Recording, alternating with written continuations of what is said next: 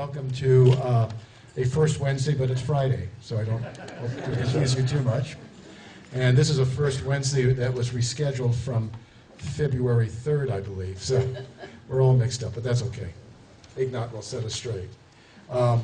Since the Humanities Council is sponsoring a special event for next Wednesday, April 2nd, and that is the Ken Burns debut screening of his newest film, The Address. That first Wednesday for next Wednesday has been rescheduled to Wednesday, June 4th. And at that time, H. Nicholas Mueller III, who's the retired executive director of the Frank Lloyd Wright Foundation, will talk about the famous and controversial Frank Lloyd Wright House, Falling Water. So put that on your calendar, because our first Wednesdays usually end in May. So the next first Wednesday, that will actually be on a Wednesday, is May 7th, and that is a talk by Pulitzer Prize-winning journalist and author Tom Powers. He'll be talking about soft versus hard power in American foreign policy, finding the right mix. Now you got to listen to this description because it's so appropriate and contemporary, which will examine America's not always successful attempts between the Cold War and today's policy to find the right balance in foreign policy between soft power and military might. So that should be a good talk, and that's Wednesdays, May 7th. I'd like to thank our local sponsors tonight, and that's the Friends of Brooks Memorial Library, who do all the fundraising, local fundraising for these events. Brattleboro Savings Alone, the Vermont Country Store, Downs Racklin Martin, and the Wyndham World Affairs Council of Vermont, who are actually sponsoring the May 7th lecture. So I'd like to introduce my friend Peter Gilbert, who's driven all the way from Montpelier. He's the executive director of the Vermont Humanities Council, which he has been since 2002. And the Humanities Council celebrates its 40th anniversary this year. So congratulations, Peter, and the council. Peter is also the author of I Was Thinking, Travels in the World of Ideas, which is based on his Vermont Public Radio commentaries, which I'm sure you have heard often. Thank you, Peter. Thank you, Jerry, and thanks to the Brooks Memorial Library, which is the fabulous host for the Humanities Council's First Wednesdays program here in Brattleboro. Thanks, too, to the Vermont Department of Libraries for its support statewide for the First Wednesdays program statewide in 9 sites around Vermont. And finally, thanks to the underwriter for this evening's program, Russian Life magazine, which has been publishing magazines, maps, and other materials in Montpelier for nearly 25 years. It is an honor and a pleasure to introduce our speaker this evening. I told Ignat that I'd been looking forward to this for a long time, and about 6 weeks longer than I thought I was going to be looking forward to. His topic, as you know, this evening is not music, but you should know something about him. You should know that Ignat Solzhenitsyn is recognized as one of today's most gifted artists, and he enjoys an active career as both a conductor and a pianist. His lyrical and poignant interpretations have won him critical acclaim throughout the world. He is the principal guest conductor of the Moscow Symphony Orchestra. He has just stepped down after 6 seasons as music director for the Chamber Music of Philadelphia to become its conductor laureate. He is much in demand as a guest conductor, having recently led numerous major symphonies, not only in the United States, but also in Europe. In recent seasons, his extensive touring schedules included concerto. Oh, there we go. Can you hear me now? Concerto performances in the United States, in Europe, and also throughout the world. Winner of the Avery Fisher Career Grant, Ignat Solzhenitsyn is on the faculty of the Curtis Institute of Music for the last 10 years, since 2004, on the piano faculty. Born in Moscow, he lives in New York City with his wife and 3 children. Please join me in welcoming Ignat Solzhenitsyn.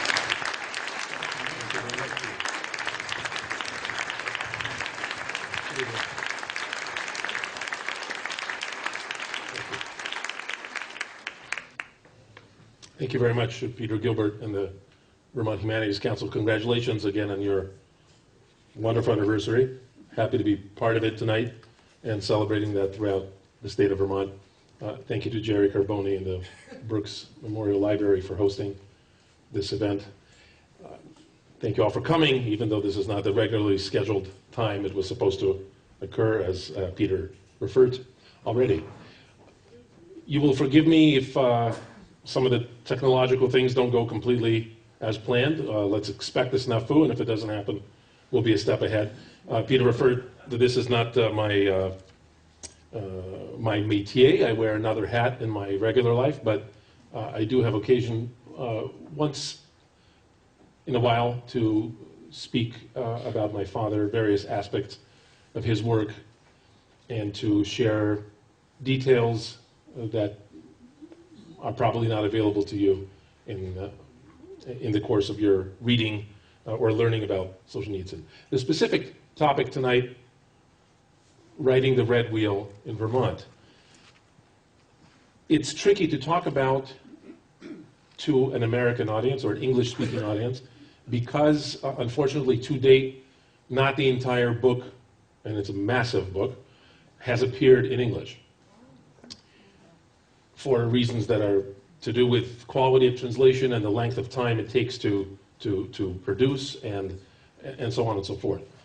Many of you will be familiar with the first part of the Red Wheel, August 1914, the second installment, November 1916, and then the other two, March and April, the revolution itself, are still forthcoming. The good news is that with my father's centennial, hard to believe, approaching very soon in 2018, and of course the centennial of the revolution coming in 2017. Plans are afoot to mark those occasions in all kinds of ways, including finally the English publication of the Red Wheel. So if you start by reading August and November, by the time you're done with them, the other ones will be out. Folks, the creation of the Red Wheel may not have been possible without the working conditions that my father had here in Vermont.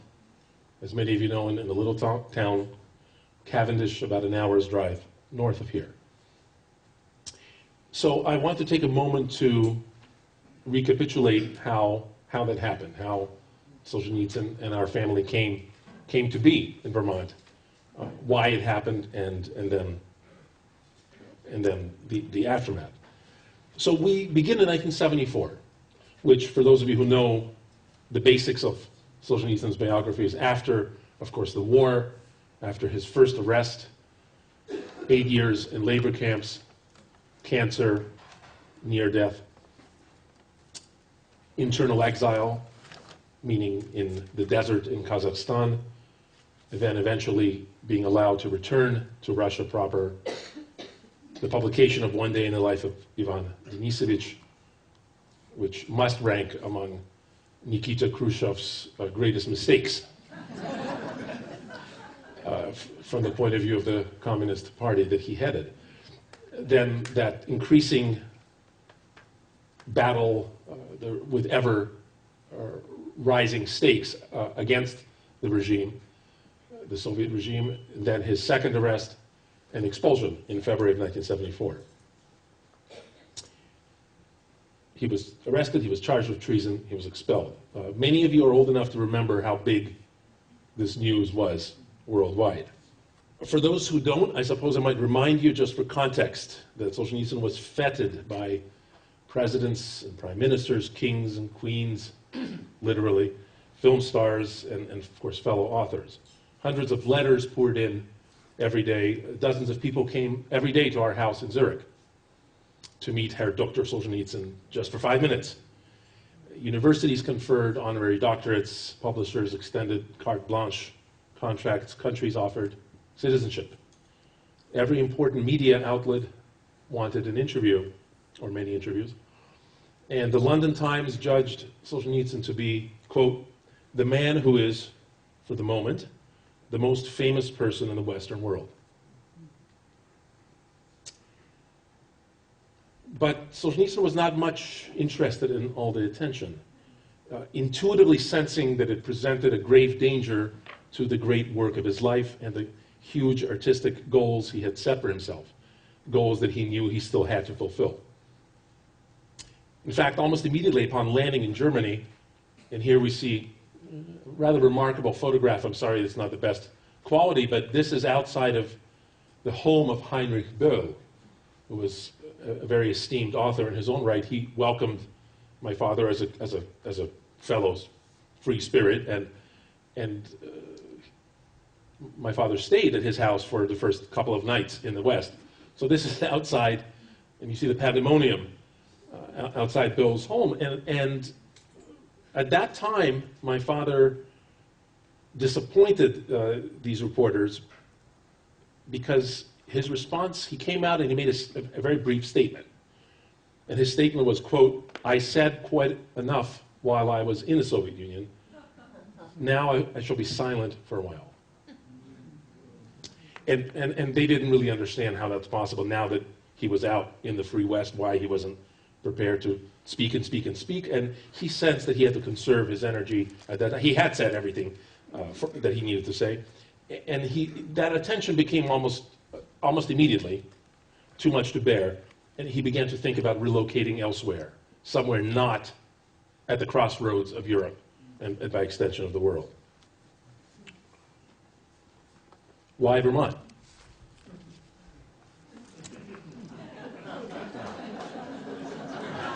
These days we don't, it's a question that doesn't need answering, but perhaps some people maybe still want to know the reasons. It's really a complex of reasons that are outlined here. Archives, of course, not literally, we don't necessarily have first-rate university archives in Vermont, although there are wonderful academic institutions. But what we do have is the proximity of Dartmouth College and the fantastic library that it has there. I just found out tonight the oldest Russian department, or Slavistics or Slavics department in the United States, apparently. And also a key component, which these days is not so important, interlibrary loan. Maybe some of you are in academia or you remember what that used to be. Probably still functions, but at the time was an incredible resource for any serious researcher to be able to access any publication anywhere virtually in this country simply by requesting and waiting a few weeks while it was sent in. So this is generally a reason why he felt that America was the place to be, because all the great archives were here, particularly relating to his area of study, the Russian Revolution. Privacy, remoteness, security, everybody's here who is from Vermont or lives in Vermont is aware essentially of those advantages that Vermont, a place like Vermont, shall we say, offers in comparison to the hustle and bustle of the big cities. Again, he wanted to be left alone to write, and it ended up that Vermont was the perfect place to do that. Part of it was simply happenstance, to be honest. He didn't set out to move to the Green Mountain State. Some of these parameters that I already mentioned were in play, and a place that suited his needs was available in Vermont. There was also places in some other nearby states that shall remain nameless, but it could have been elsewhere, but how fortunate that this place was in Vermont, and the rest is history. Winters, that's not entirely a serious reason, but he spent enough time in the hot, arid desert of Kazakhstan to make him really appreciate the four seasons and the robust Russian winters. And all things being equal, I know he preferred to be in a climate such as we have here. So that's more or less how we ended up in Vermont coming from Zurich, Switzerland. After we came, my father went to the first town meeting after we moved. As you know, it's at the beginning of March. And he was given a chance to address the townspeople. And I'd like to just quote part of that brief address. You can also see it on the screen. I like it here, but I hope that my presence will not turn out to be unpleasant for you. I have read in the papers that some of you feel unhappy or even insulted that I have put up a fence around my property. I would like to explain this now. My life consists of work, and this work demands that it not be interrupted. An interruption of one's work is enough to ruin it. Boy, is that true. I have come here from Switzerland, where I first lived after being expelled from the Soviet Union. There I lived in an easily accessible place, and thus hundreds of strangers would come, etc., etc. Furthermore, I've often been visited by reporters, also uninvited, who believe that my life is part of the public domain and that they have the right and obligation to relate every petty detail and so forth. So people, our neighbors, were extremely understanding. I think most everybody would feel and did feel the same way about their own lives. Everybody wanted to go about their business, and throughout those years our neighbors were profoundly respectful and innately tactful with respect to this request from my father.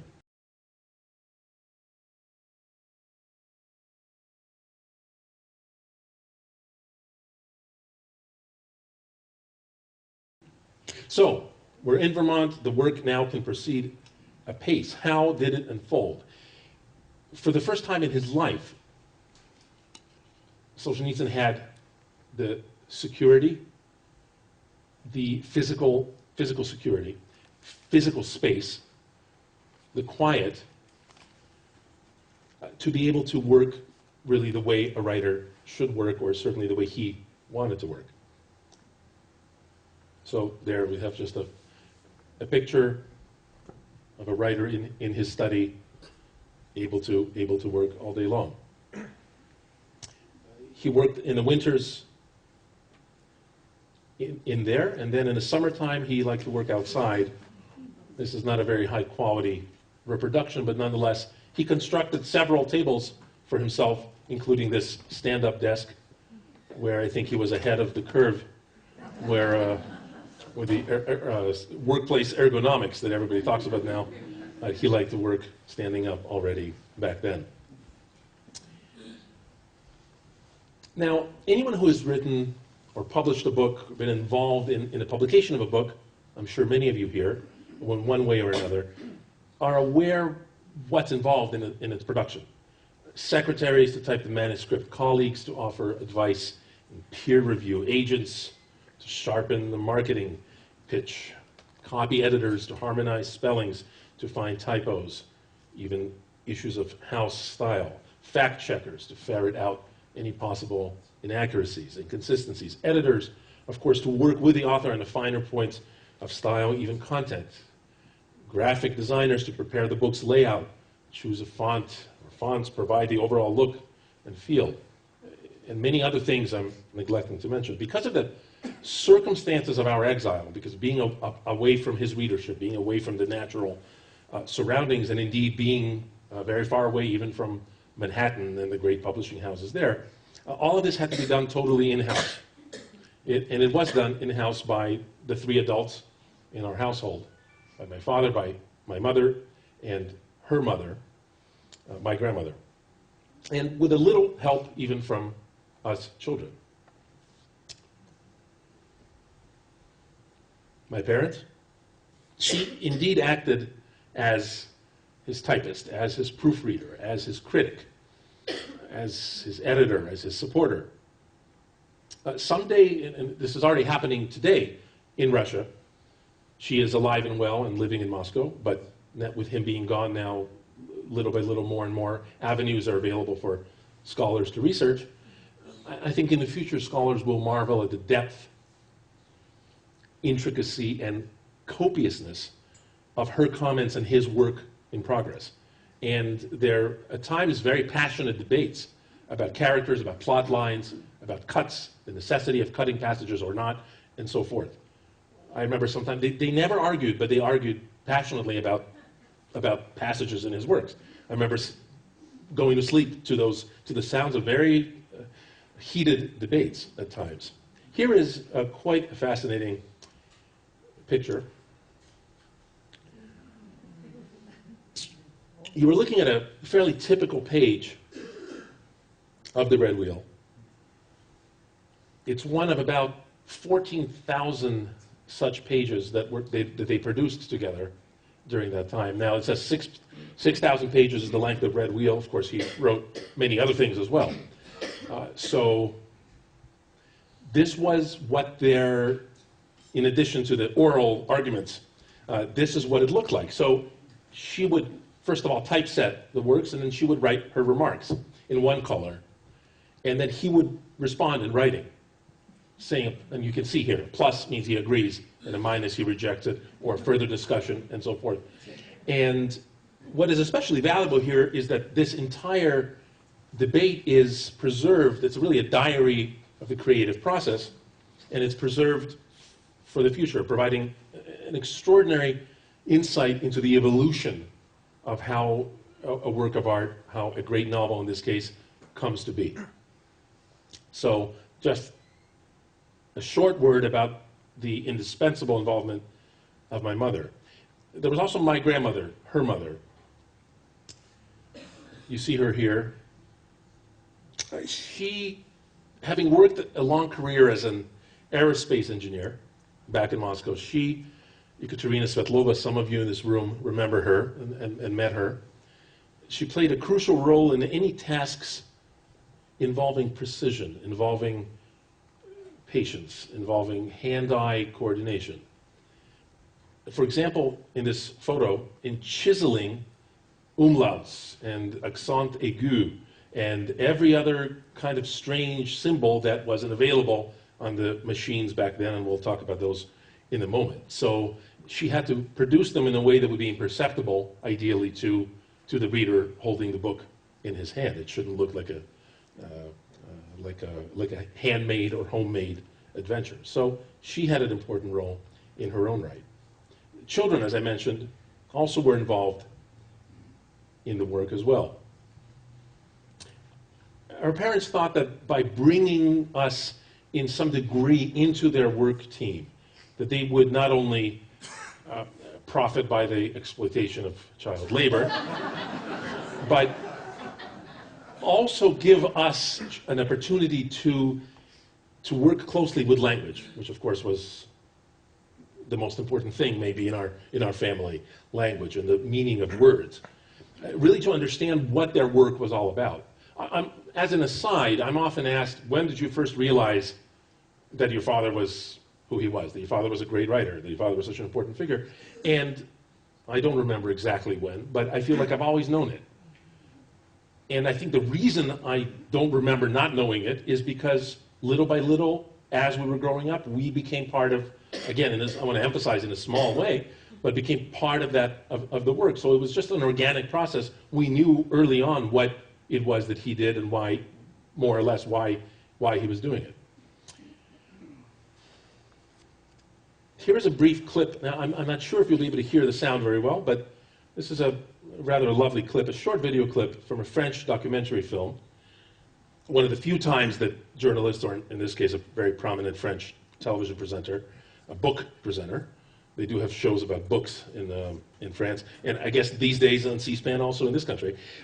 This clip shows, let's see if it works first.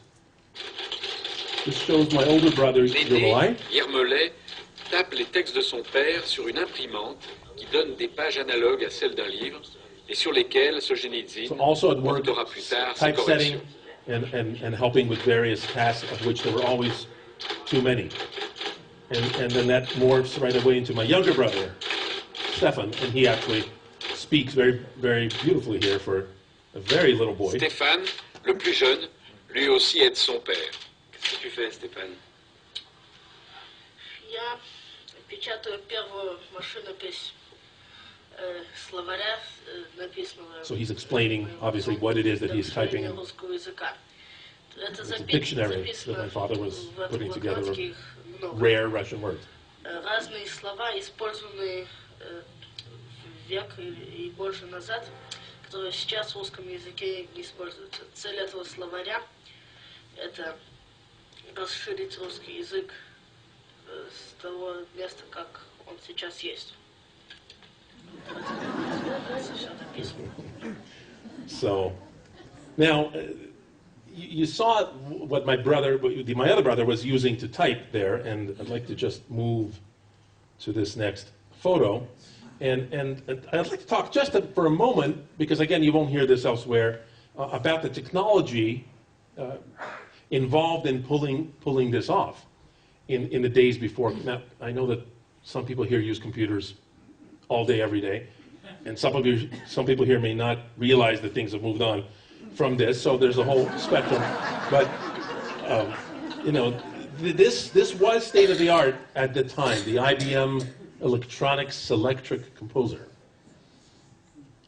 For those of you who are technology geeks, it's about 16 kilobytes of memory, so about 6 lines of text that it actually remembered, that you could save at any given time. This was really the champion of the Exhibit A of the advanced technology and it really was the best technology available at the time, at least to home users, to regular users.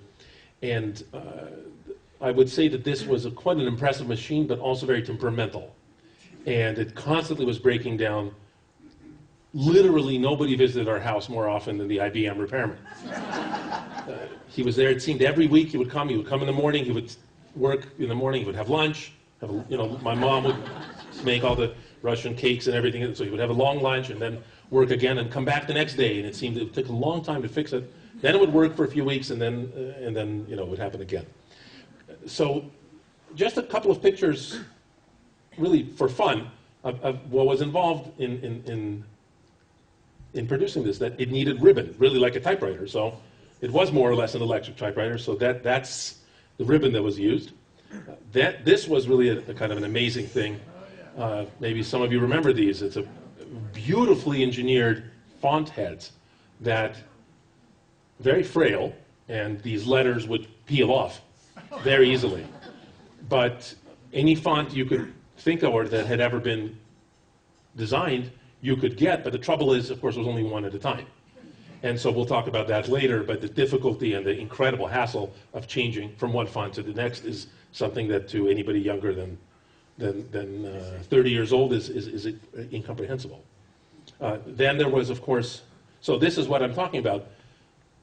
This is a rather involved page, but by no means a unique page from the Red Wheel, showing the intricate variety of fonts that my father needed to have, because this is a chapter of newspaper, a compilation of newspaper fragments reflecting the revolution from papers all around the world. And so you see that every time the font changes to an italic or to a bold or to anything else, my mother had to take out that and put it aside and dig out the right one from her collection of fonts and put it in and hope it doesn't get stuck and so forth. And so this was really an incredibly laborious process for what today would just take a few minutes. Then this material had to be saved, and so these are the magnetic cards. That's the packet, and then that's the actual card. It's about 10 by 4 inches. It's about like this in the hand, and it would go inside, and that also, I think, could store about 200 KB, so about 2 pages per one card. And so we had hundreds or thousands of these cards that held eventually the entire Red Wheel and other works of Solzhenitsyn.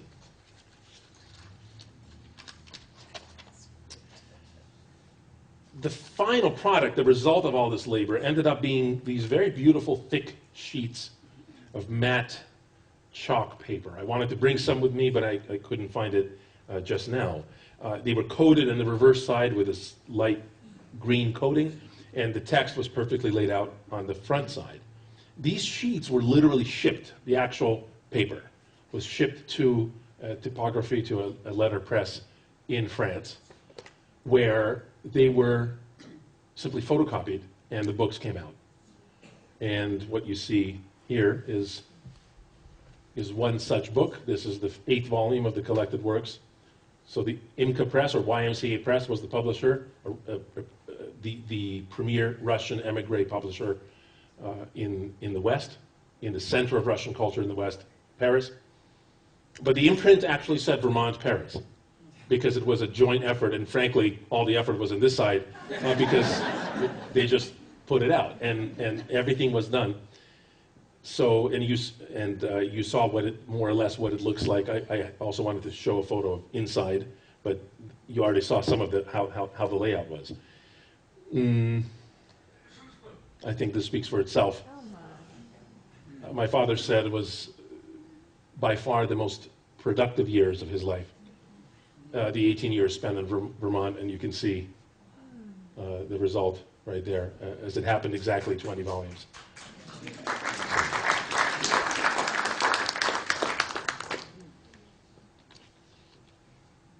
All of this would have been daunting enough for your regular garden variety novel. But consider now the huge task that Solzhenitsyn was facing. Really a kind of impossible goal he'd set for himself. The Red Wheel, what was it? And what is it? And how did it come to be? When he was 9 years old, and he was a precocious child, he read two books that left a lifelong imprint. The first one you all know, the second one probably not. War and Peace. He read War and Peace, and like so many people was, even at 9 years old, struck by the grandeur, by the scope, by the breadth of that canvas.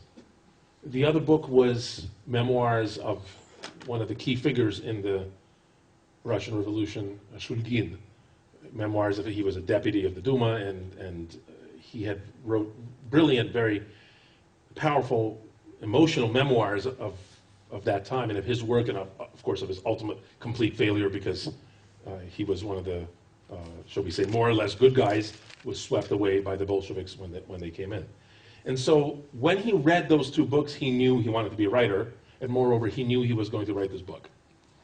As you will see, the conception of the book changed, and he learned, as they say now, lifelong learning. He kept learning about his subject during the 50 years that he devoted to actually writing it, from 18 years old until 68. That was 9 years old. At 15 years old, there was a spectacular murder amongst all the lawless genocide that was happening in the Soviet Union. There was an important murder because it was of an important party boss. It was a man called Kirov, and he was the #1 party figure, meaning the most important person, the most powerful person, in Leningrad. My father was 15 when that happened, and he read in the papers that this unfortunate thing had happened. And I don't remember now what the official line was. Whatever the official line was, he knew it was a lie. And he marveled at that age because he knew that Stalin had removed him. And of course, you know, he deserved it, but obviously, revolution eats its own children. But he couldn't understand, why don't these adults around me, why don't they see it? Or how can they, I'm 15 and I see it, how come they don't see it? And so that was another powerful motivator to write the truth about history, and to write it in a way that people would have to engage with or would have to face. At the time, of course, his idea was to glorify Lenin. So he was laboring under the mistaken notion, as he would later find out that Stalin had somehow ruined what was a perfectly wonderful enterprise started by Lenin. And very ironic that one of the prime movers behind this book, The Red Wheel, was to praise the revolution, and to praise Lenin, and to praise the new dawn, the new paradise that was dawning in Russia. There was also a stroke of fate.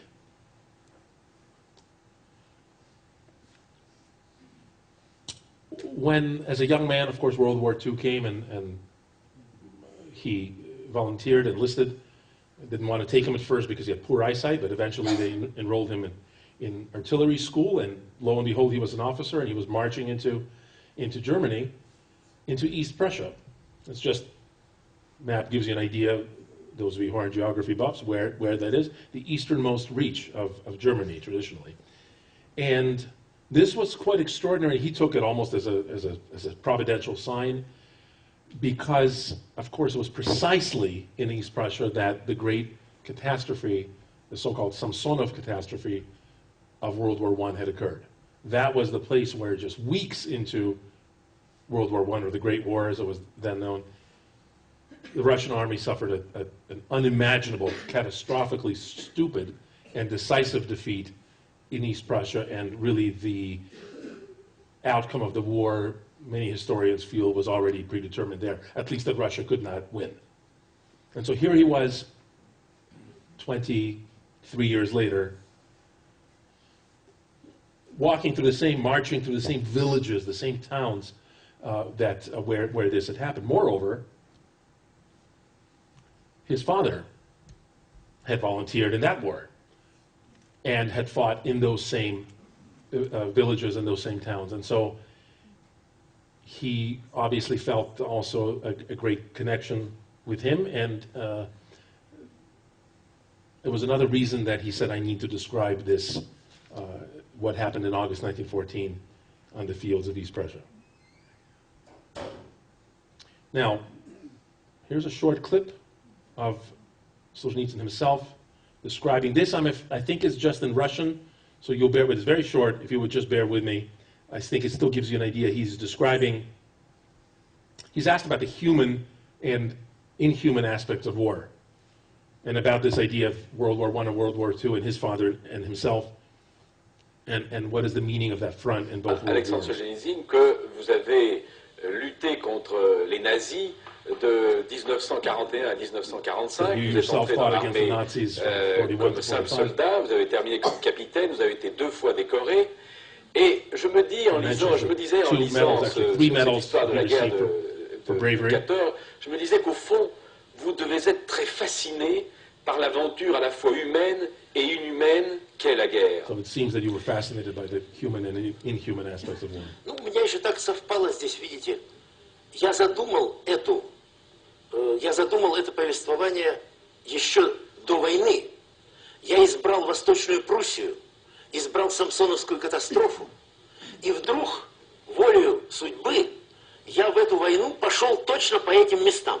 То есть прошел прямо по как шла Самсоновская армия, так я пошел в 1945 году. И поэтому я все эти места, какая-то сила меня связала с этим событием, так что я снова его увидел через 30 с чем-то лет. Я снова в тех же местах был. Okay, so now in this clip, which is translated into English with a little bit inferior sound quality, again, this is not a brief clip where you will hear him describe how the work came to be. I apologize if I've already adumbrated some of that in my own remarks. And so his life's work, dreamt of and begun during his youth in an attempt to understand and explain the history of the 1917 revolution, took shape. My generation is the last generation to be able to write about this material as an event which is more or less part of our living memory rather than a part of history. По почти живой памяти. Моя детская память. My childhood memories are steeped in the post-revolutionary atmosphere. In the 1920s, everybody came from before the revolution. I can still feel this Everybody atmosphere. came from before the revolution. It helps me to find the appropriate material. I had the idea of creating these knots, designed to result in a dense exposition of events.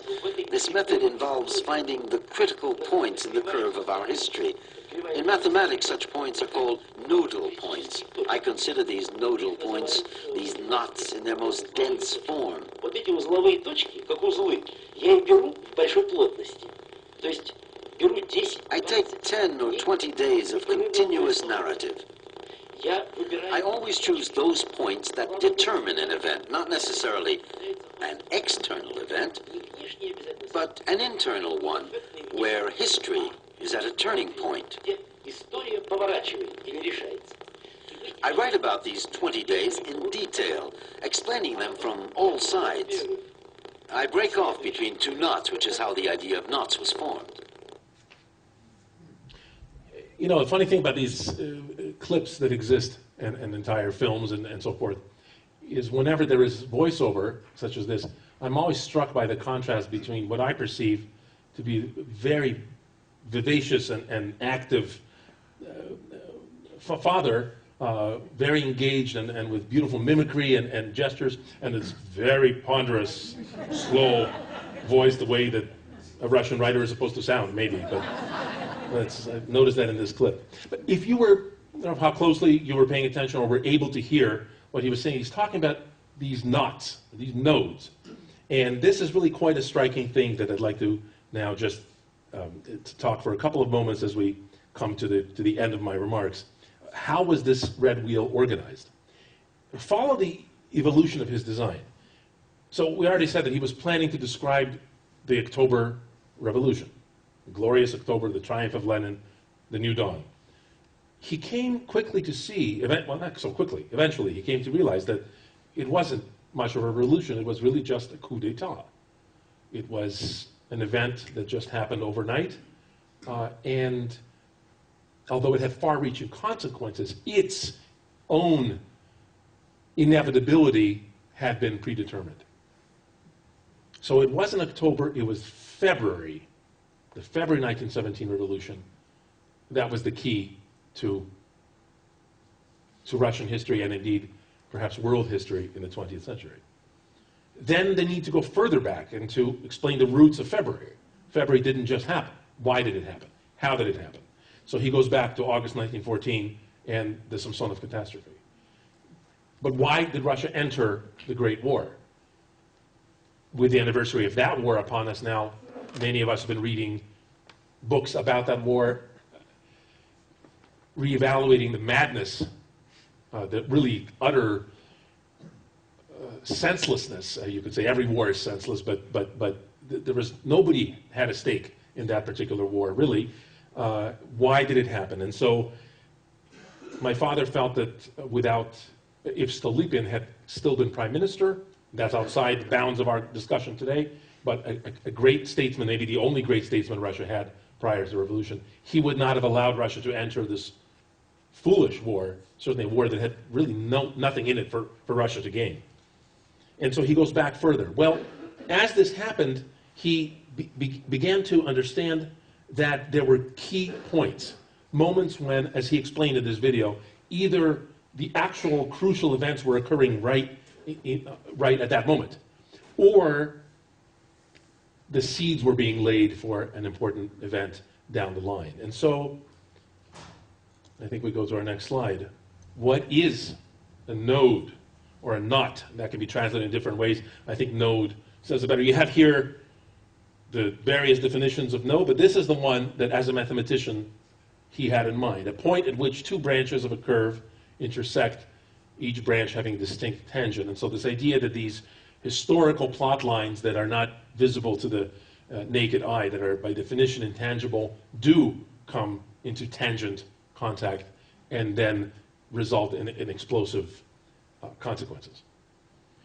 But even then, the evolution of his thinking was still incomplete because he thought it was necessary to devote one volume to each of the 20 nodes that he had identified as crucial turning points in the Great War, the February Revolution, now we're going forward, the October Revolution or the coup d'etat, the Civil War, and eventually the utter triumph of the Bolsheviks. Here is that original scheme. So the red wheel is the name of this giant book, a narrative in discrete periods of time. Discrete, as you fans of English language will know, the discrete in that spelling means specific, right? Discrete periods of time, specific, concrete periods of time.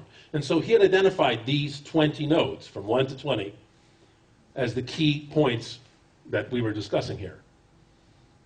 And the idea was he would write essentially one volume each, and 20 volumes, it wouldn't be all that long, and it would be, there you would have the red wheel. But as he worked, of course, the volume of the material became overwhelming. And these first nodes had to be expanded.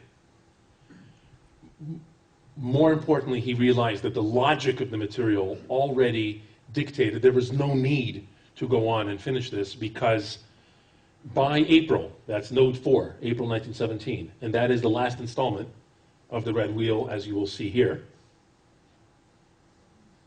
So I've now grayed out the ones that never came to be written. And you see that those first 4 got expanded. If you do your math, 2 plus 2 plus 4 plus 2, it's already 10 volumes there. 4 nodes, 10 volumes, that was enough. I don't think he could have done it in less space, in less detail.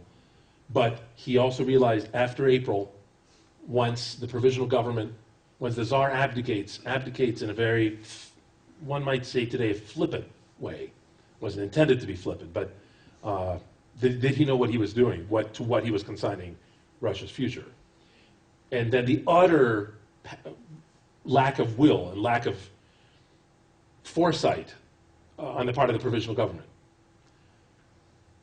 Chaos in society, and the only group, tiny and unimportant as they were, who knew exactly what they were doing, were Lenin, Trotsky, and the Bolsheviks. And so Lenin comes in, as you students of history will know, through the sealed train wagon, as we now know, authorized by the Kaiser.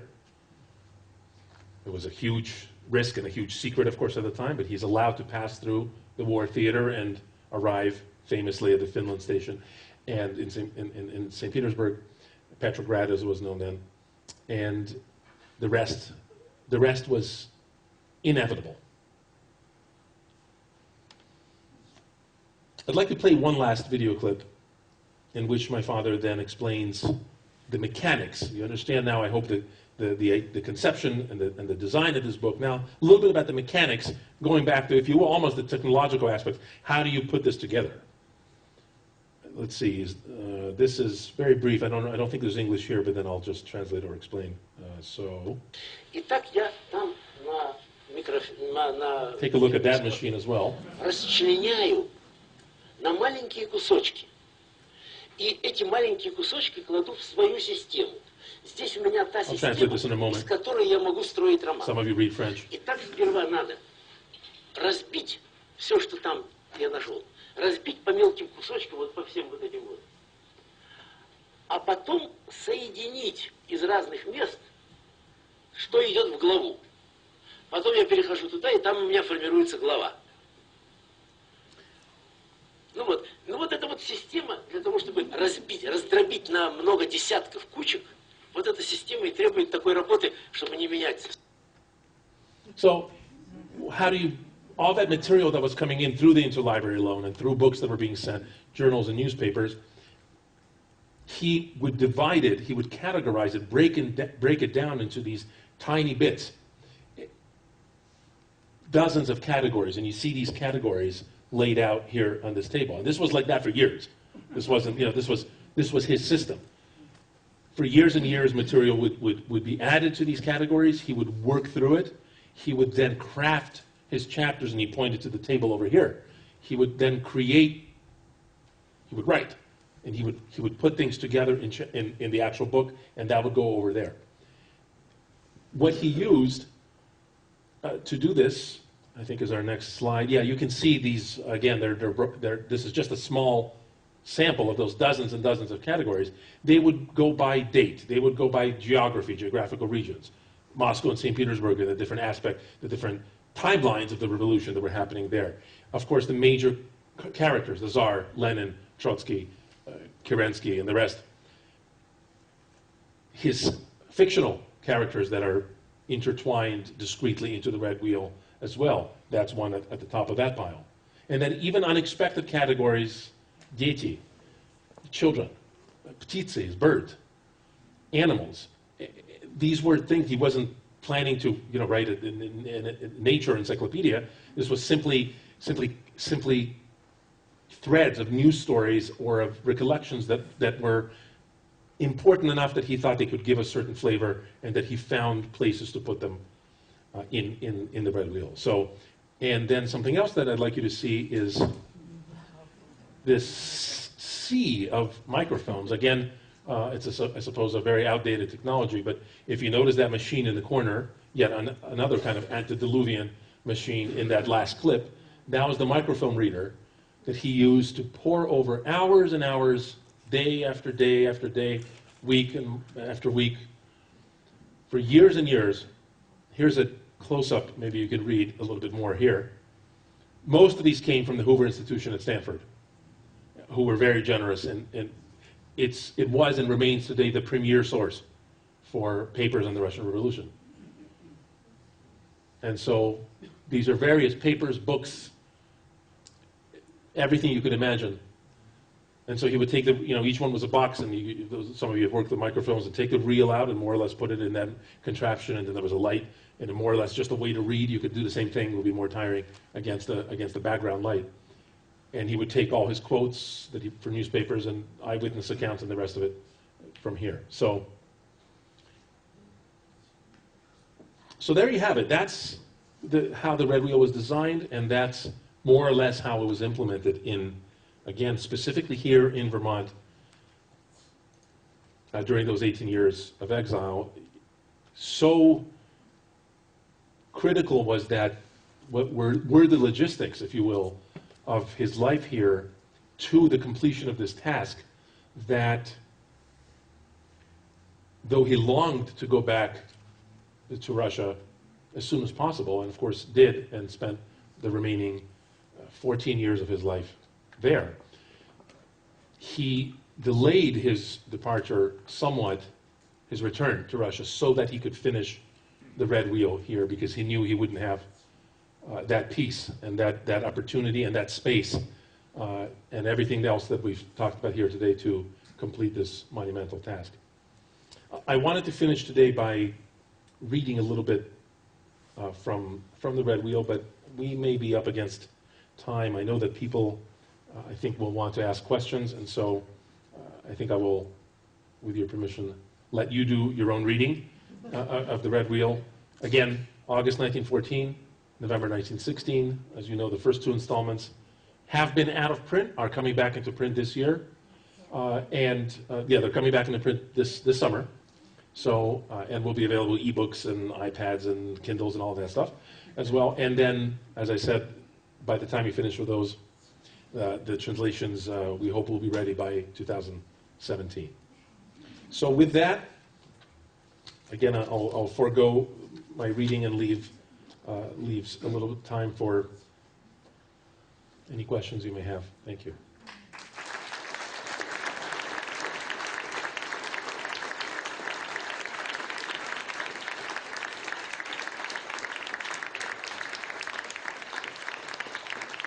I'm told there are microphones.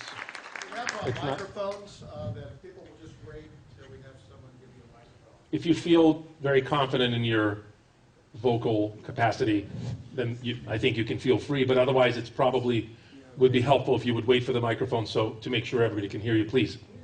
Would you read just a little bit till someone gets a microphone? Yes, please Just a tiny bit? Yes, to do that, I think it went pretty smoothly, but I have a snafu because I left my reading material in this bag. So, old school. Okay.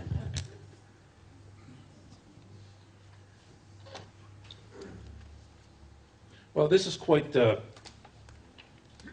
marvelous stuff. This is the end of the third volume of March 1917. So at this point, revolution is in full throttle.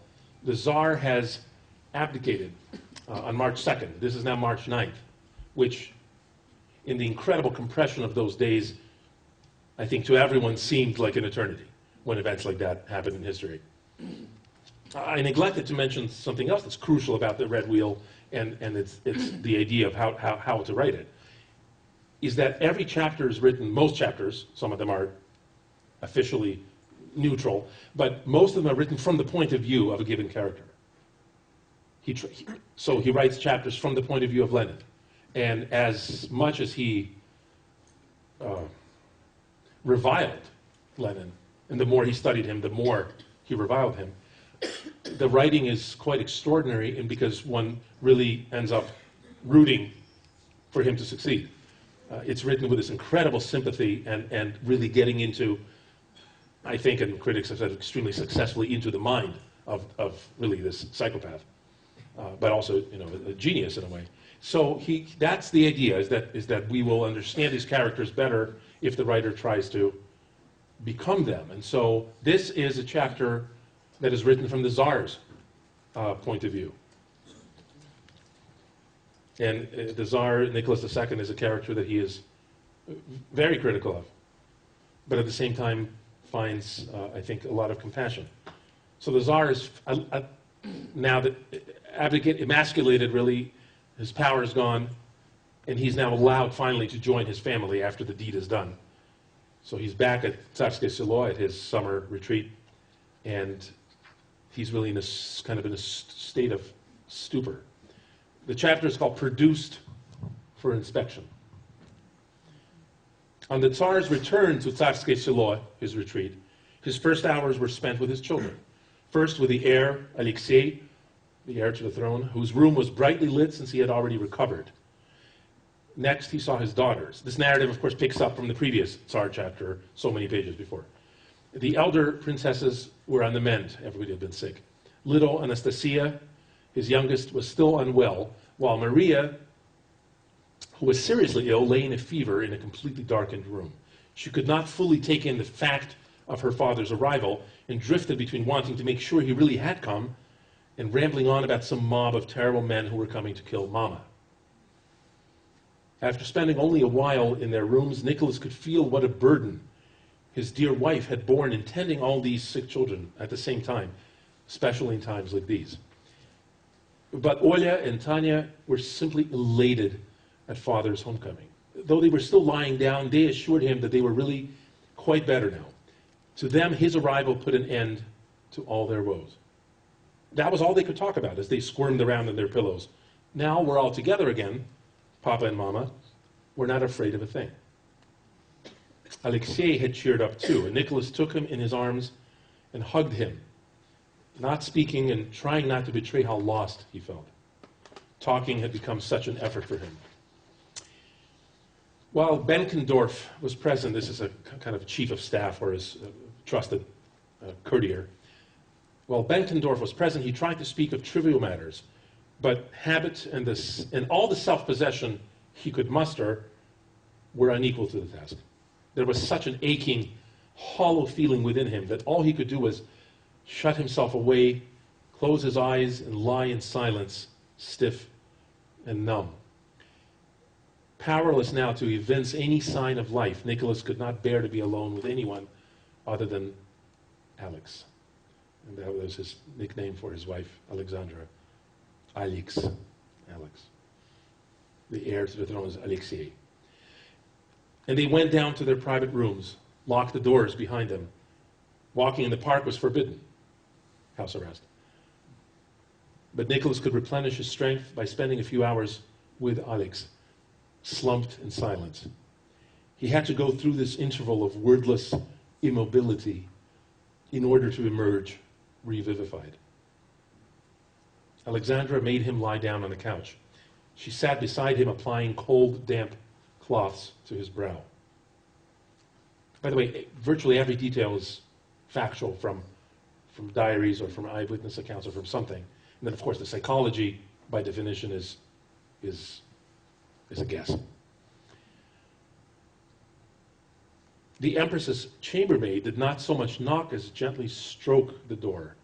Your Majesty, Count Benkendorf begs to speak with you. Alex rose quietly and left the room.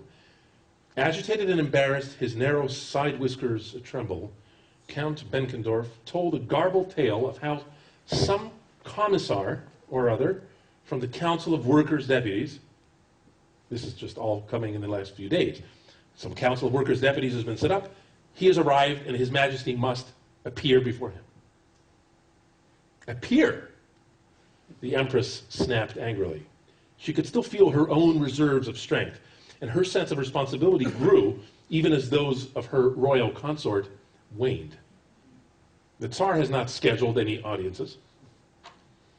The Count wrung his hands. How could an old courtier like himself not understand it? But the military commander of the palace said there was no other way out.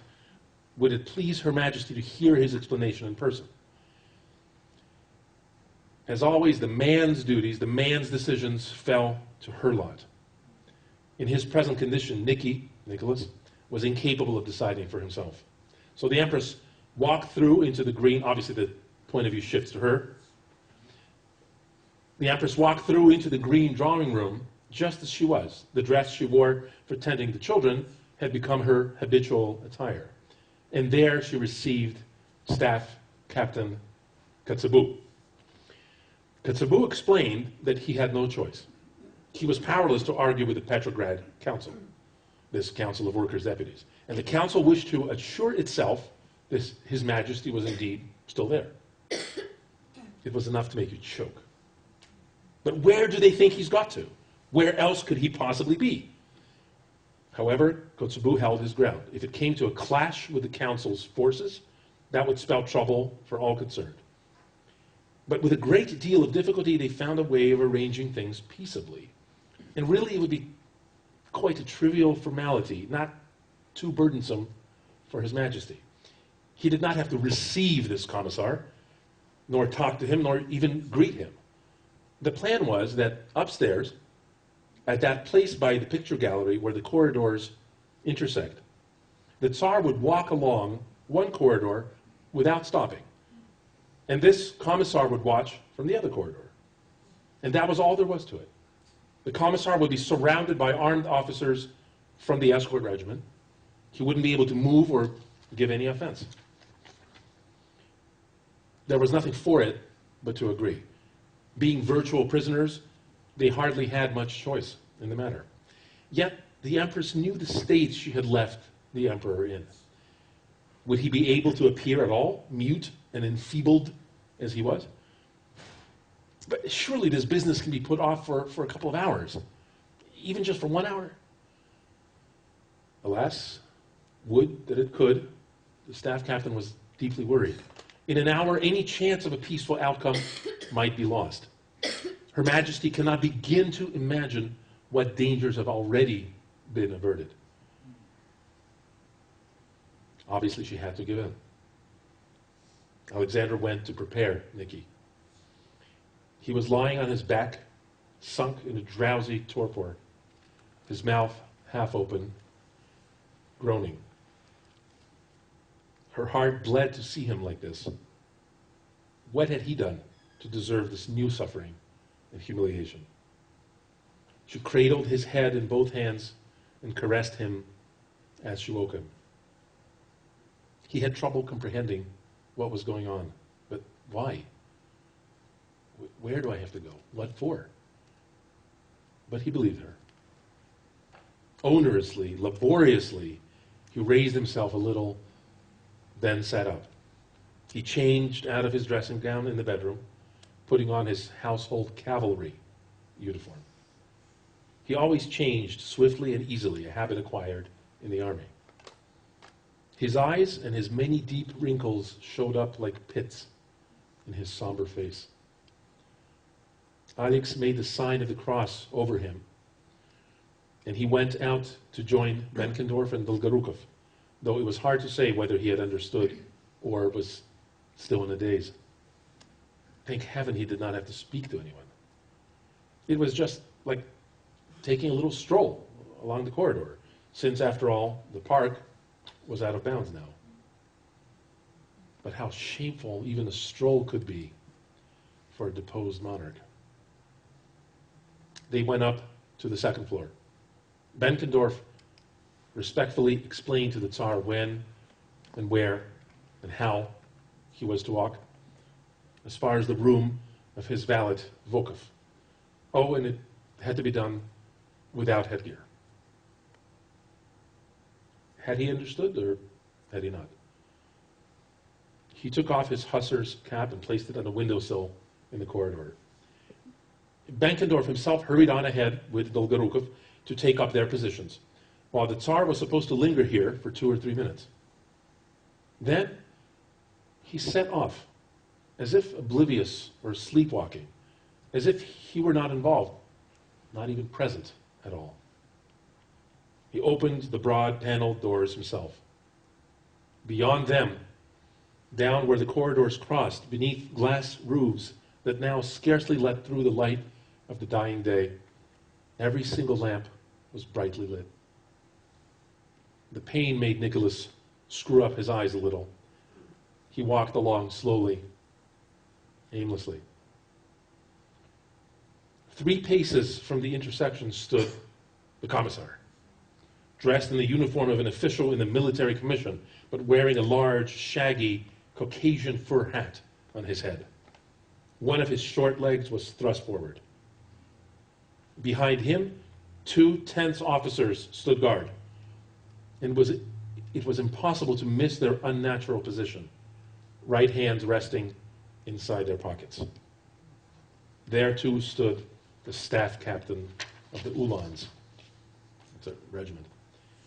Neither he nor the other officers saluted, but they came to attention. Benkendorf followed suit. But the commissar did not stir and did not remove his hat.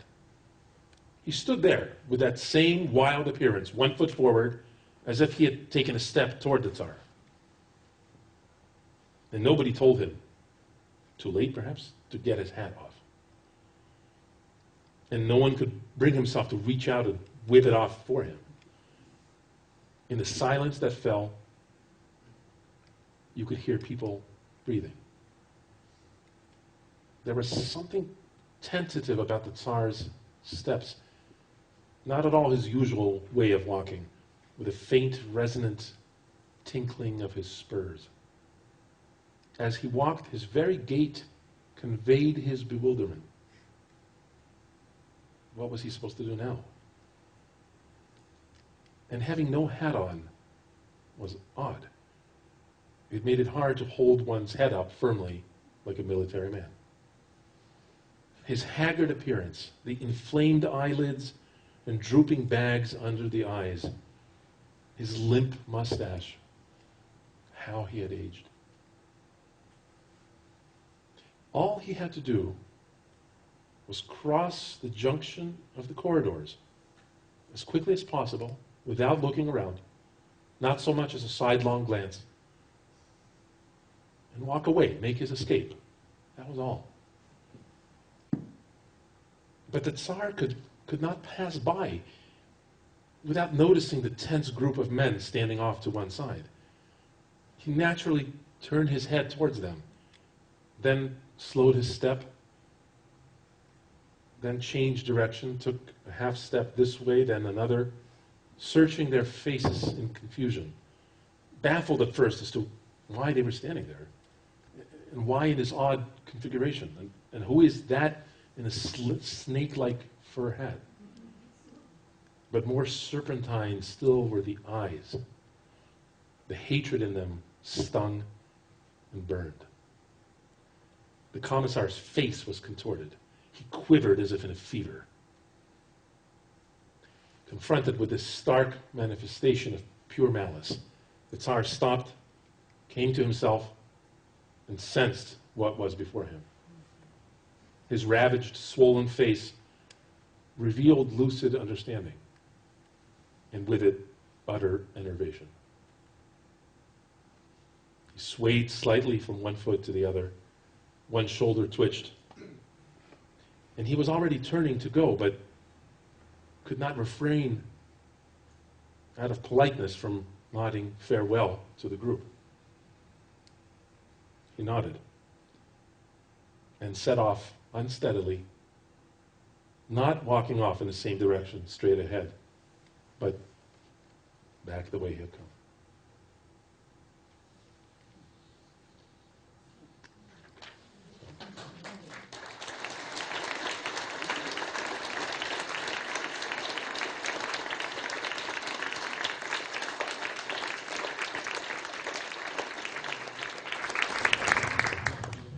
Thank you for listening so attentively. And I think what you'll find is, if you read the Red Wheel, is that the variety of tone and of mood is limitless. So from deeply lyrical passages to very quick, choppy, very modern perspectives. You saw the newspaper fragments. There are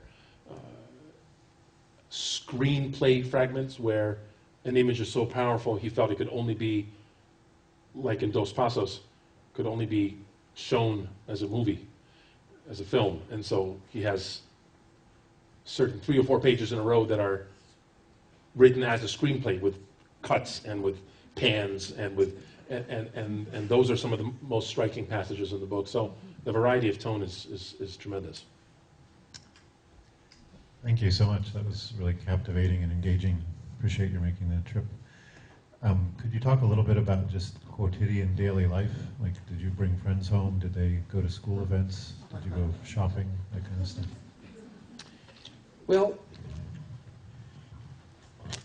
we didn't feel, certainly speaking for myself, and I think my brothers would agree, that we had an irregular childhood. I think it was, in retrospect, it was different. I think the main difference was maybe what I already referred to, was our very clear sense instilled by the example and indeed the daily life of our parents that their existence was very clearly defined for a very clear purpose, maybe more than most of us are able to recognize in our lives. And so I think in that sense it was different, because there was never any question what the perspective was, what everything was about. But we had to eat, we had to go to the grocery. My grandmother would do a lot of the cooking, but we would help, we would do chores, all the usual things. In Cavendish, where we live up on the hill, even for Cavendish it's quite remote, people don't really come and visit each other that much because it's just too remote. It's not, I mean, here in Brattleboro, maybe in Main Street, you can walk over to the other house, but there it's really, somebody has to drive you. So until that key 16 years old comes around, you're at the mercy of what your parents or your friends' parents are willing to do. So, but my parents were very perfectly happy to have our friends come over. The only rule really was noise level, and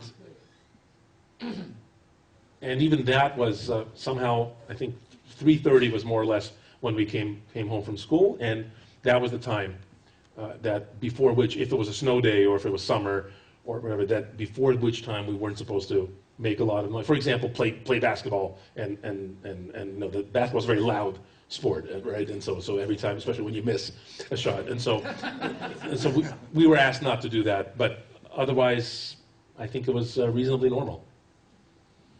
Other questions? We'll try to rotate sides a little bit. Yes? Sir, would you be willing to take a question having little to do with the Red Wheel or with Vermont? It depends. Okay. I'll try this. The current situation in Russia and the Ukraine, if the Ukrainian Orthodox Church... I'm sorry, is this better? Yes, if the Ukrainian Orthodox Church, Moscow Patriarchate, the Ukrainian Orthodox Church, Kiev Patriarchate, and the Greek Catholics, I'm sorry for this question, but considering who you are, I thought that perhaps you might have some thoughts on this. If the schism had been worked out, if the schism didn't exist in the church, would we be seeing events unfold differently than we are? Maybe with thoughts about, is there actually any ethnic difference between Ukrainian and Russian?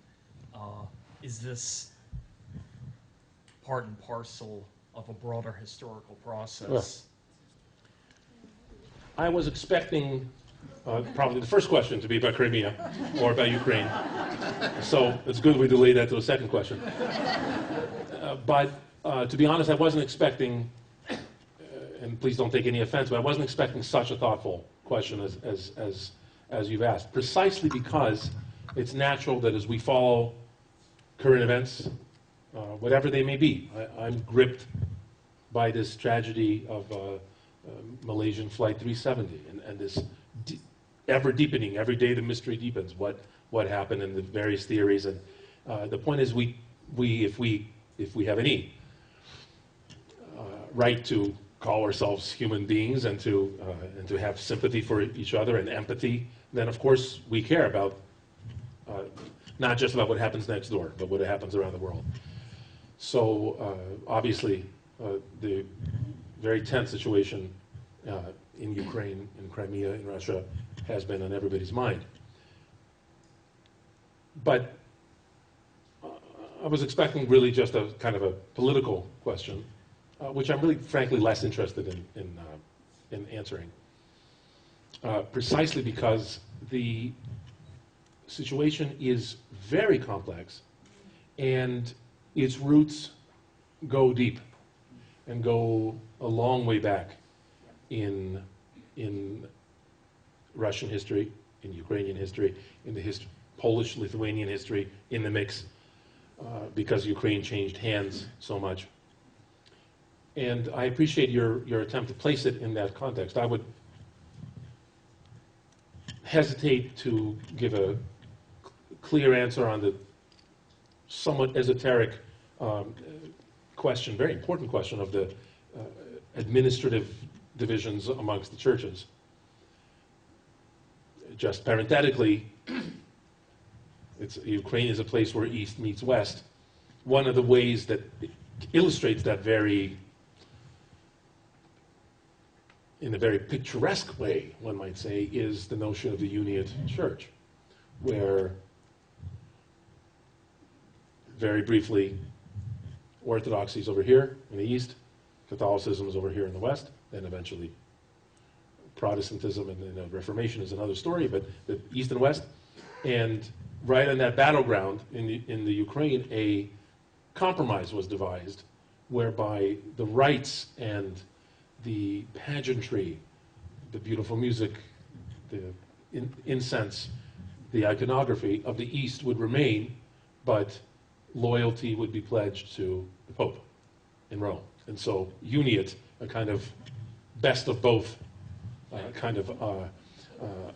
a model, was tried out and has, I suppose, been successful in the sense that that church still, 400 years later, still exists, but of course is far from makes everybody happy. And there are plenty of Orthodox Ukrainians. The majority of Ukrainians are Orthodox. There are some Catholic Ukrainians in the far west. And then, of course, as you say, the very wrenching and pregnant question of to what extent are Ukrainians an entirely separate nationhood, an entirely separate people? To what extent are they not at all? And I think, as in so many cases of identity, you have to ask them, and you have to ask them, and their answers differ as much as those religious divisions exist, and even you referred to the schism even between the Orthodox churches of the Ukraine, which is really madness. It's purely politics, really. I don't think there's any other way to explain it. So in short, the roots of today's crisis, such as it is, and it may not turn out to be all of that huge a crisis in the end, but then again it may. The roots of it are what we need to study and what we need to attempt to understand, and nobody more so than the people on the ground. So it's something to watch very closely. This side. Young gentleman. How did your parents treat you when you were little? I believe it was the traditional parental method of a little bit of carrot, a little bit of stick. Was it mostly you? Yeah. And part of your childhood, was it mostly like you guys were typing? Fingers still hurt. No, I wouldn't say that we typed for most of our childhood, although we probably typed a little bit most days of our childhood. How come? Well, where did your dad get the idea of being a writer? Well, he got the idea from reading. To be a good writer, you have to be a good reader first. I think that's probably number one. And he read books, I mentioned before, when he was very young. How old are you now? 12. So he was even younger, a little bit younger. He was 9 or 10. And he read some books that made such a deep impression on him that he knew that he wanted to and he would be a writer. Of course, that's another conversation. I'm sure a lot of us feel at a young age that we know we're going to be something and then we don't do it. So, but I guess the point is he was one of the few, or probably relatively few, who did. So, and back to your other question, the reason I focused on that was not to suggest that it was all work and no play, but because the context, what my talk tonight is about the creation of that work, is about the creation of that book, how it came to be, and basically that in our own little way we were able to chip in a little bit and help what was really a daunting task, even for a very great man, make it a little bit more manageable. So we had a lot of fun, even with the typing. This side. Pardon me. Thank you. Are your father's works widely available in Russia now? Where is the? Right here. Yeah. Oh, yes. And if so, what is his reputation in Russia? They are more widely available now than ever before, by a long shot. First, they were banned, of course, for all those years, completely unavailable. Then, when they became available, when Gorbachev in the end relented, and it was one of the last steps in his retreat from communism was to allow the Gulag Archipelago to be published in the Soviet Union. And that was, of course, by definition, by allowing it to be published, he basically was putting himself out of business, which is why he waited that long. So when finally that happened, there were all kinds of crises that were shaking, obviously, that were shaking the world, that were shaking the country, the whole crumbling of the Soviet Union, and then the economic implosion that occurred immediately at the same time. So people had not the time, had not the inclination, had not the paper on which to print books and so forth. So the whole book publishing industry cratered in a way that they talk about in this, because of Kindles and because of the internet, is nothing, much worse than that. So people are reading in a Kindle. What's the difference? In the end, they're still reading. What matters is the process and not really what the physical, technological aspect of it is. So really people weren't reading anything. For Russia, at least. Russia is a country where reading is hobby number one. Religion number one, religion number two. But this is the extremely important. And now, during the relatively benign, relatively well off the past decade, where Russian economy the last couple of years has not been very good, but broadly speaking, it's going up. Income levels are going up. There's a rising middle class. So economically, things are much better, and including in book reading in general, and in Solzhenitsyn in particular. I mean, there are so many. Everything's, of course, is in print many times over. There are multiple editions of many of the books, which you don't really see in this country. In this country, you see. You really only see that with classic authors who are in the public domain. You see Dickens.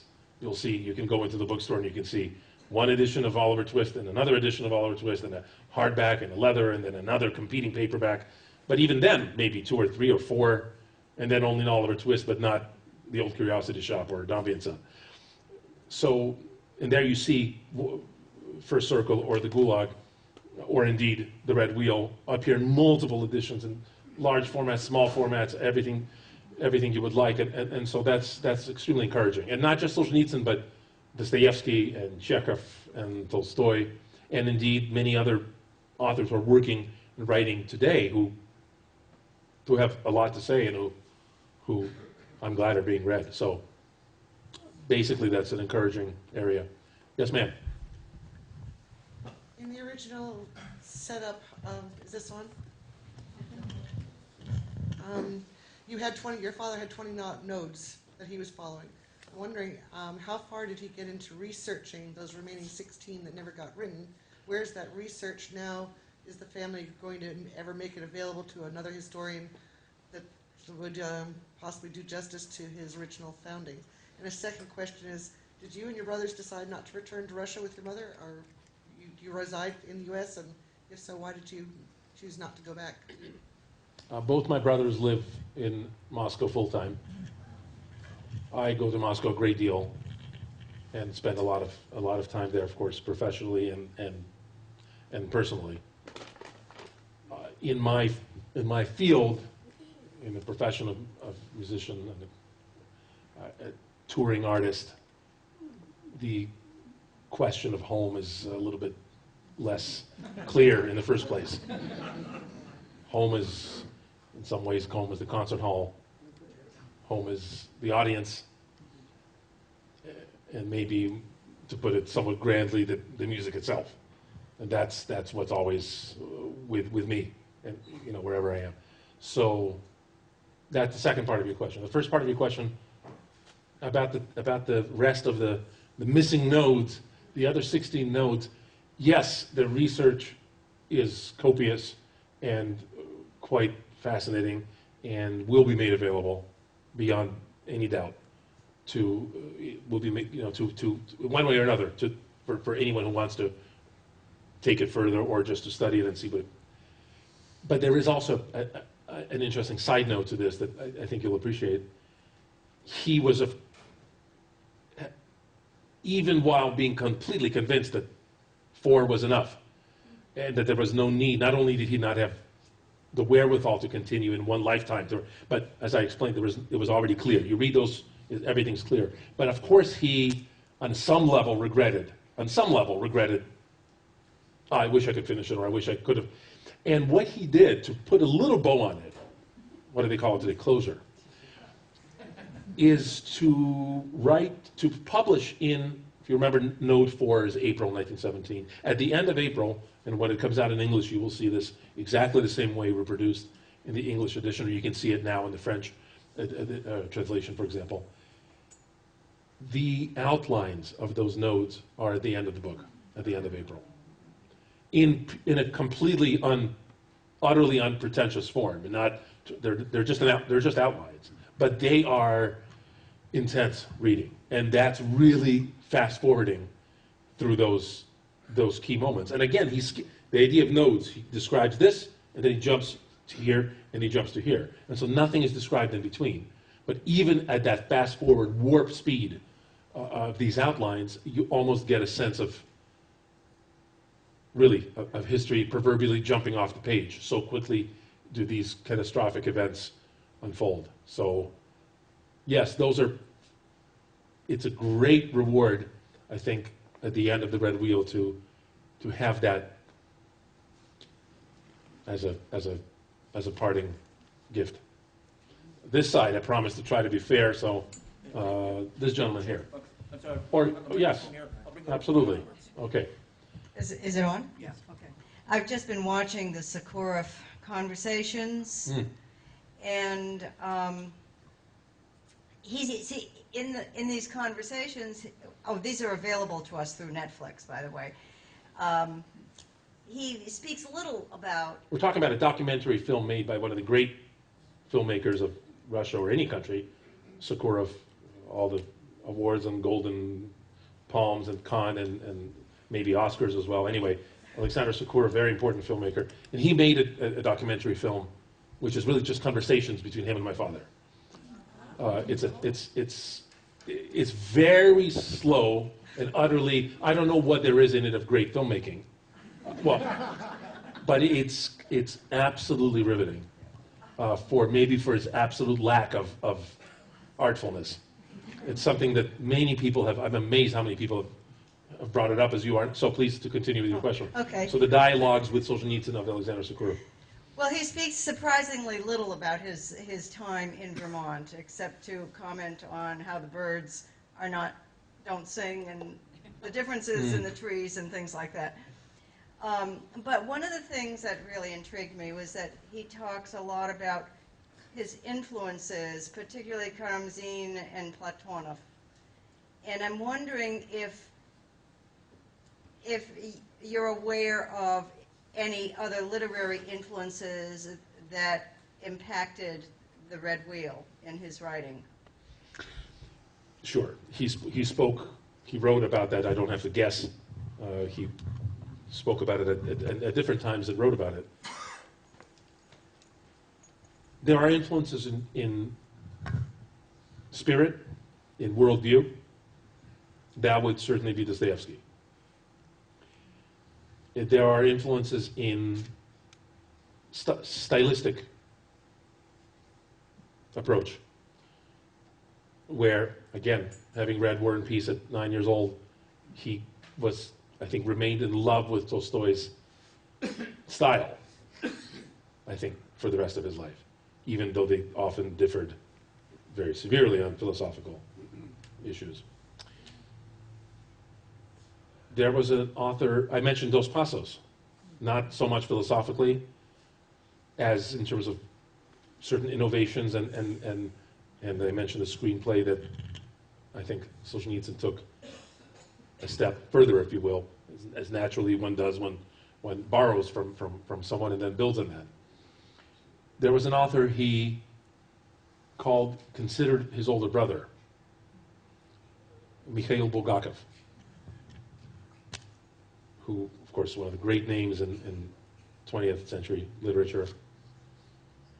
I was just speaking to some people about The White Guard, a book that is one of the great novels of the 20th century, and if you seek to understand events in the Ukraine, no better primer than to read The White Guard, which is Kiev, 1918, when Ukraine is first gaining its independence, and already the gruesome things that were happening at the time. Beautiful, at the same time, beautiful, brief, relatively short, striking novel.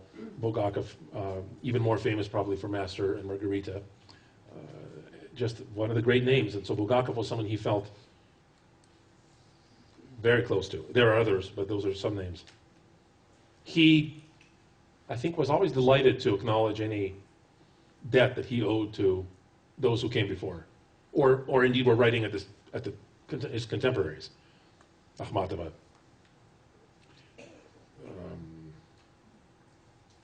Shalamov, who wrote, of course, sort of the original Kalabat tale, the original tales about the Soviet Gulag, about the concentration labor camps. So he always, I think, was glad to say, yes, I'm standing on someone else's shoulders to be here. Someone from this side. We've already got this, coming back to this gentleman who didn't have a chance yet. All right, then we'll have two from the right side. All right, thank you. When he writes about Lenin, your father writes about Lenin, you get this portrait of a man who's utterly exhausted. Again, I'm only speaking, reading up to November. A man utterly exhausted and almost obsessed with schism. Well put. And can you perhaps elaborate a bit in your understanding of your father's understanding of that?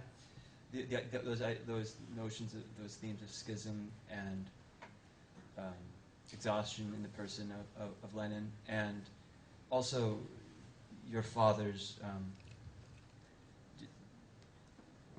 Did he admire Lenin, and in what capacity? Great question. I appreciate that. I'll try to answer as well as I can. Did he admire Lenin? That's difficult. You know, I suppose I'll try to answer it like this. When and I'm sure I'm not alone in this, when I read Richard III, or see Richard III, I root for Richard, somehow, even though I know I shouldn't, and I know he's despicable, but there's something about that character that it's impossible not to admire at a certain level. I hope that's okay to say. But I've felt that since I first read Richard III, and I saw it on stage a couple weeks ago, and I've read it, many times, and I've always felt badly about that, but I can't help myself. I think it's something along those lines. I'm speculating now. I'm not quoting my father or really suggesting this is accurate, but he had Lenin's portrait in front of him on his desk for several years. he spent more time with Lenin than he did with his own family for a certain amount of years. Because he would spend 8 or 10 hours a day at times, and he had plenty of other characters and historical personages he was researching, but Lenin, of course, was huge. And he, as I said earlier, he came to despise him ever more. But clearly, on a certain level, he admired not anything that Lenin represented, but maybe, I would say cautiously, admired certain qualities in Lenin. His perseverance, that dogged kind of tunnel vision, which, of course, alienated everyone around him, his own, as you say, his own party comrades, but enabled him to achieve to perpetrate that vast evil that his life's mission was to do. So in that sense, I suppose one could say that's what comes through, I would say, in these chapters, this incredible energy, this demonic single-mindedness. And then the issue of schism. Yeah, that's a hallmark of fanaticism, isn't it? Is that purity. Utter purity. That he starts off as part of the big workers' movement, the Socialist International, or whatever, right? Whatever was originally called, going back to Engels. And then all the time he's shedding everyone who's heterodox. A little bit to the right, a little bit to the left, and of course it's always to the right, because nobody's to the left of Lenin. So it's always, shedding, not revolutionary enough, not fanatical enough, not pure enough, and so he distilled his band of monsters to a tiny group. But there was that logic behind the method to his madness was that group was able to take over and bathe Russia in blood. So Lenin, frightful example of what our species is capable of. 2 on this side, I promised. Yes? A much lighter question. I think we need that. Personal and musical. Was there a classic piece that really resonated with your dad? And B, have you ever been able to conduct it?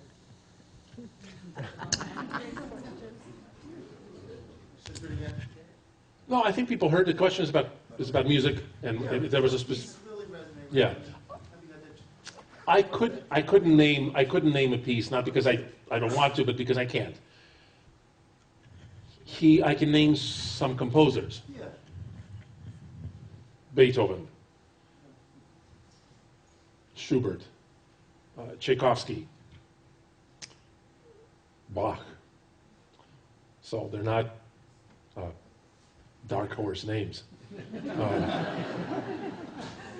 But they are some of the composers that he drew strength from, that he liked to listen to. There were some other unexpected names, perhaps less expected names. For example, Sibelius.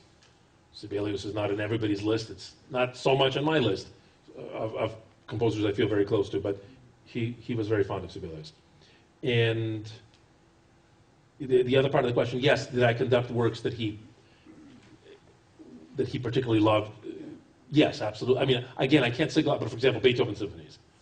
And he was present at several occasions when I conducted the 3rd and the 4th and the 8th and the 2nd, and I think he loved them as any, I think, sane person does, loves all the Beethoven symphonies, and he was no exception. Another question on this side. Yes? Yeah, you spoke so eloquently about how he was able to do this important work in Vermont and Cavendish. From your perspective, what was his attitude, and I know it was complex, towards the West in general and the United States in particular, given the horrendous experiences he had had in the former Soviet Union and then his experience clear in his own worldview, his own vision of what life should be. So if I may paraphrase your question, because the microphone didn't make its way up, that's my fault.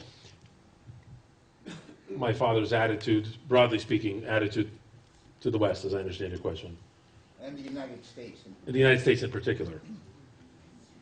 Well, it's a great question, and again, I'll try to limit my answer just because we're already, I'm sure, past time, and it's a big topic.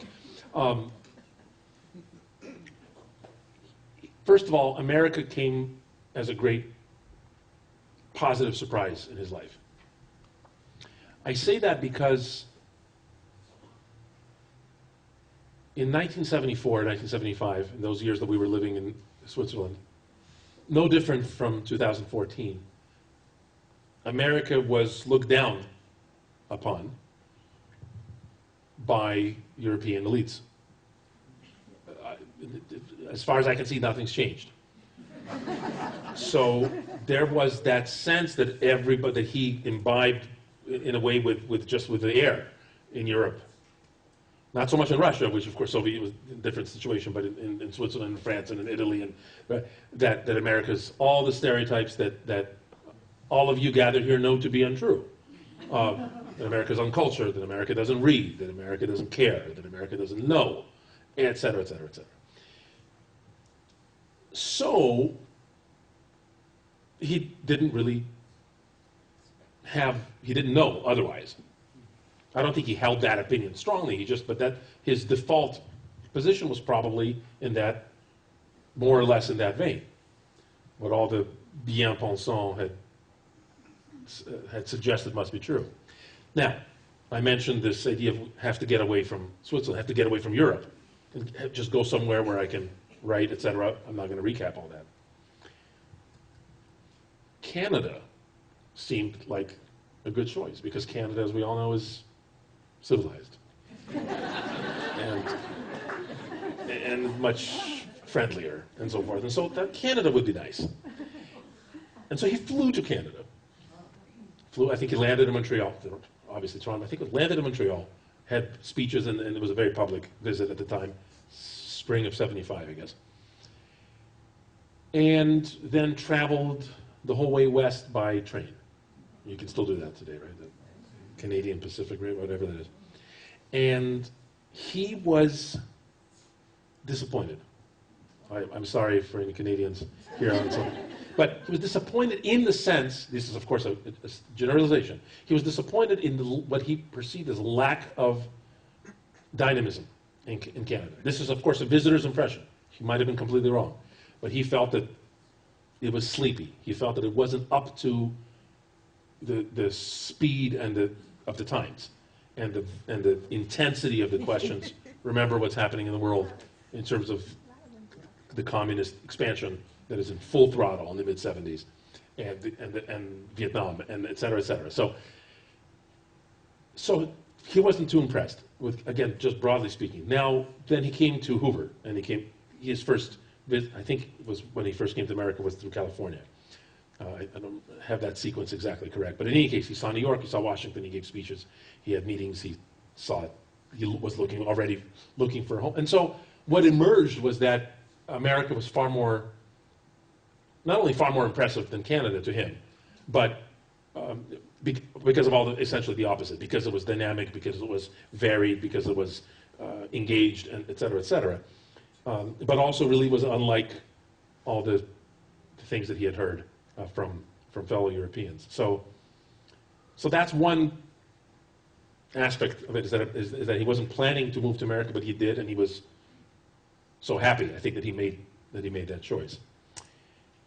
With respect to two more things I'll mention. Again, it's an inexhaustible topic potentially, but American policy and American society, American culture. With respect to policy,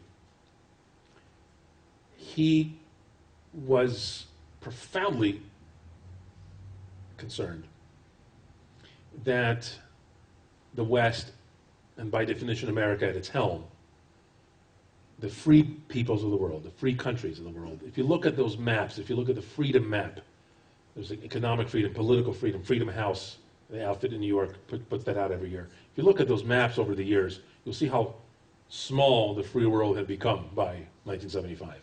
How many countries had fallen under various totalitarian yokes, or at least dictatorship. And so he was, as everybody behind the Iron Curtain was worried, is the West going to have enough gumption to stand up and to fight for what they don't know what they have? They seem to not value it. They're going to lose it like this. This led him to perhaps, as he later admitted, to overplay his hand a bit. In other words, he was so concerned that the West would be too weak that he may have exaggerated, I would say subconsciously, there wasn't some kind of a Machiavellian tactic in his part, but he was so afraid of this that he exaggerated the imminence of peril, or the likelihood that the West would indeed sink in a morass of weakness. And of course, very soon after he came to this country, John Paul II was elected Pope, the first Pope from behind the Iron Curtain, the first, you all know this, non-Italian Pope in 400 and some years. An incredible event, not just for Catholics, for any freedom-loving people, I think, in the world. And then the election of Reagan, and the Pope, and then Margaret Thatcher in 1979, and Ronald Reagan in 1980. And these three figures clearly changed the course of events, clearly changed the balance of the percentages of who would win and which way the Cold War would end up.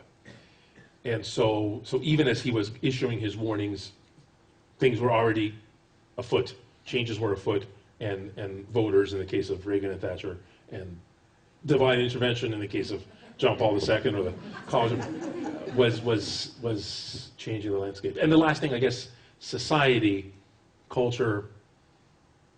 I'm not really up to this topic, but I think I would just say that he saw trends in American society that worried him. I think they can be summed up as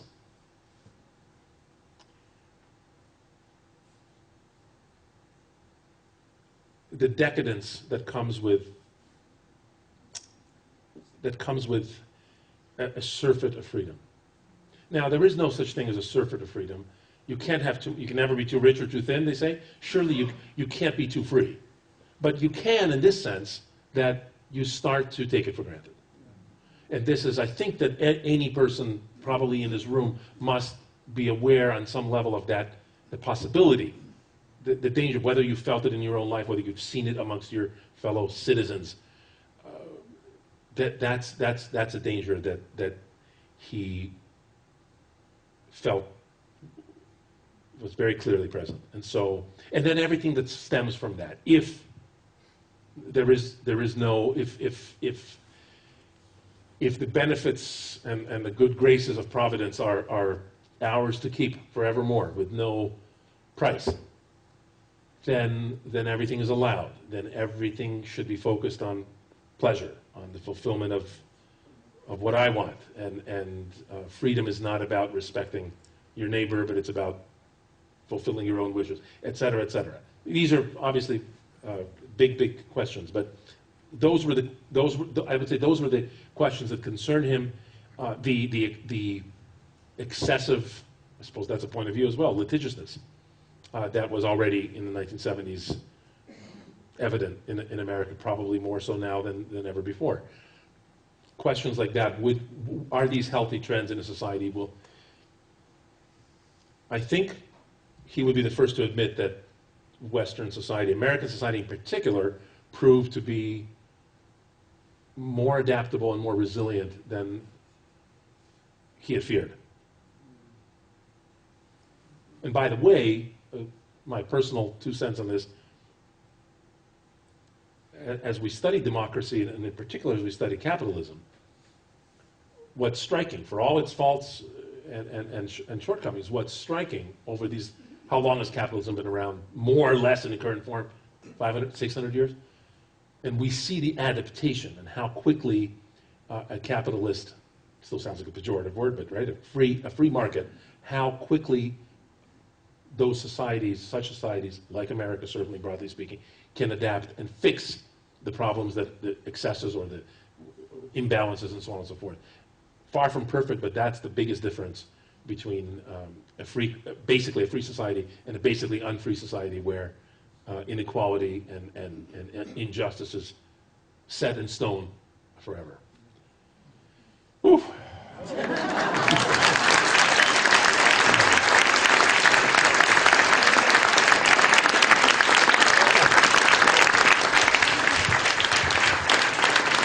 I'm not a political theorist, but I play one on TV.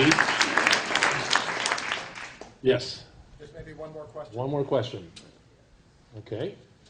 Ignat. Over here, please. Mr. Ovard. What I wanted to know is, I know prior to your father's death, he had a meeting with Vladimir Putin. There's that famous... I know prior to your father's passing, he met with Vladimir Putin in Moscow. There's that famous picture of them meeting together in the New York Times. And what I wanted to know is, what did they say to one another, and what was that conversation like? Well, didn't the New York Times publish a transcript of the conversation? First of all, I wasn't there.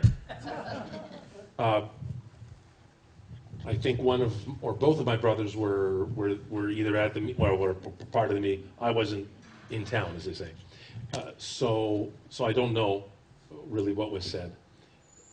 Of course, I talked about it with my father and my mother, and I would say that my father did not hold back, as was never his habit to hold back, and so he did not hold back in letting Putin know probably all, I don't know if he fit it all in, but all the ways in which he felt Russian society could continue to improve. Also, and I do think he found Putin to be a very keen and engaged listener. I think my father spoke much more than Putin spoke. I think that's accurate to say. And that's really about all I can say. I'm not going to suggest that I'm holding back some kind of a bombshell that's going to be revealed in, when the freedom of information comes.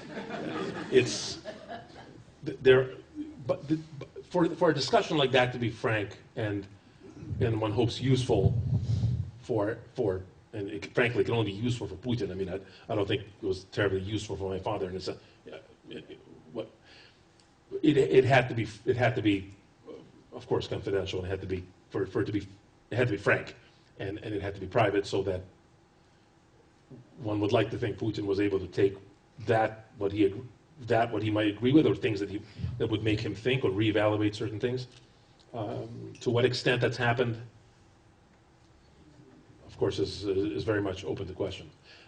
In fairness to Putin, I would just say that he has, really from the get-go, when he was thrust into power in 1999, he's had a difficult hand. There's no question, in terms of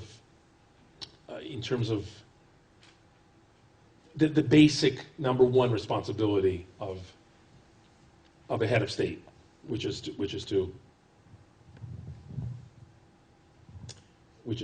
provide for this, what does Mr. Obama say, safety and security, or my job is to protect American citizens, right? That's the first job so the basic, but even more basic than to protect citizens, is to protect a country for them to live in, you might say. So, in other words, just the very notion that there is a Russia, it may seem, in 2014, it may already seem quaint or outdated, but in the early aughts, there was a lot of question whether Russia would survive as a political entity, as a nation, as a country, not splintered into a million pieces and so on and so forth. So he's had, I wouldn't trade places with him.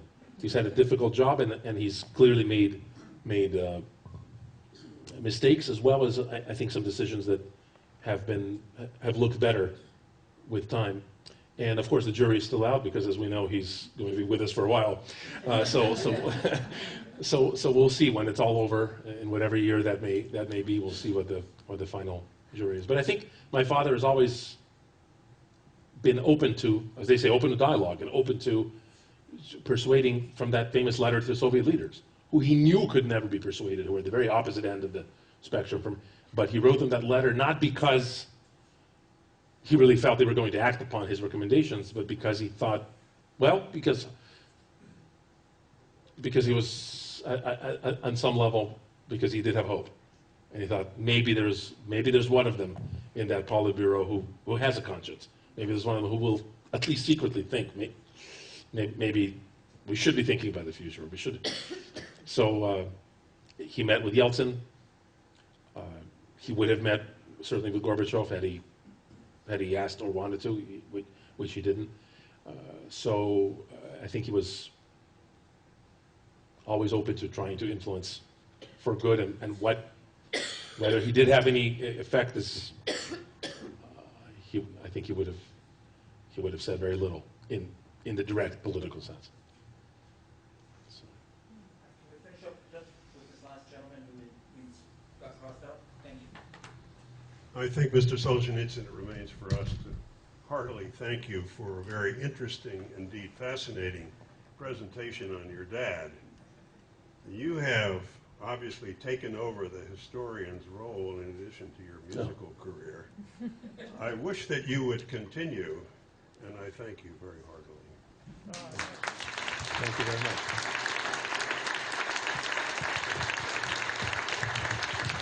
Well, thank you all for being so engaged and coming tonight, and appreciate it.